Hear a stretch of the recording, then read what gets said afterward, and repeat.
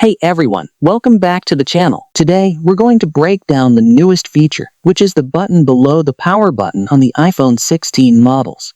This is the dedicated camera button located just below the power button. That's easy to use in portrait and landscape mode. Button is covered by a sapphire crystal with a smooth texture. Let's explore what this button is all about and how it works. Apple replaced the MUI 5G antenna window location on the iPhone 15 and older models. Apple Focus Camera in action with this model. In a single press, start the camera from any screen without needing to touch the screen. Press to start camera and click to capture photo using button. For video recording, hold on button to start video mode. The tactile switch with the force sensor auto manages your click and swipe gestures.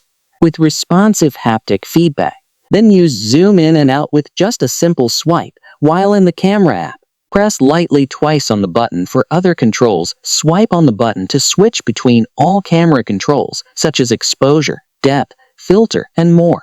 Double tap to customize the control option. That's about. Let me comment below for more suggestions. I'd love to hear from you.